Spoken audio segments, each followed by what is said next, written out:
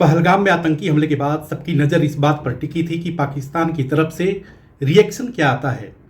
वैसे तो सबको अपेक्षित था कि पाकिस्तान हमेशा की तरह यह कहेगा कि हमारा कोई हाथ नहीं है। तो पहलगाम आतंकी हमले पर भी पाकिस्तान की तरफ से ठीक वही बात दोहराई गई कि हमारा कोई हाथ नहीं है, भारत की तो ये आदत है। और इसके साथ ही साथ उसने बलूचिस्तान के भी मैटर को उठा करके भारत को कटघरे में खड़ा कर दिया।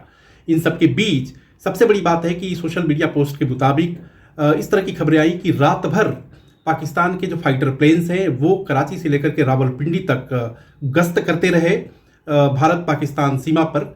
ऐसे में बात ये हो गई कि जब पाकिस्तान को कह रहा है कि उसका कोई हाथ नहीं है, तो आखिरकार डर किस बात का?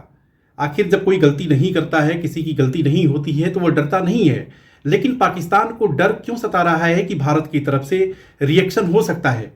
तो इसके बारे में भी जानकारी ये आ रही है कि पाकिस्तान के जो चैनल्स, पाकिस्तान में जो सोशल मीडिया पर इस तरह की खबरें हैं कि पुलवामा के बाद जिस तरीके से पाकिस्तान के खिलाफ सर्जिकल स्ट्राइक भारत ने अंजाम दिया था, यहाँ बता दें कि पाकिस्तान के खिलाफ सर्जिकल स्ट्राइक भारत ने अंजाम नहीं दिया था, बल्कि उन आतंकी तंजीमों के खिलाफ दिया था जो पाकिस्तान की सरजमी से नापाक मंसूबों को भारत की धरती पर अंजाम देते हैं। तो इस हिसाब से पाकिस्तान के हुक्मरानों को, पाकिस्तान के लोगों को यह समझ में आने लगा कि हो सकता है कि इस घटना के बाद, पहलगाम के बैसरन वैली में जो कुछ हुआ, उस घटना के बाद भारत की तरफ से रिएक्शन हो सकता है। इन सब के बीच भारत ने साफ कर दिया है कि इस पूरी कुकृत्य के लिए जो कोई भी जिम्मेदार होगा उसको हम बख्शेंगे नहीं।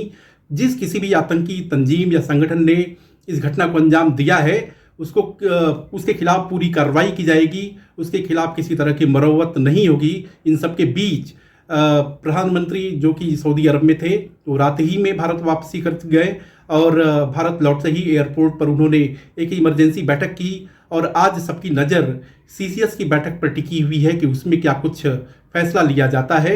लेकिन इस घटना के बाद पूरे देश में गुस्सा है और लोगों की ये मांग है, जनता पूछ भी रही है, जनता सरकार से कह भी रही है कि इस पर कुछ सख्त कार्रवाई करने की ज़रूरत है।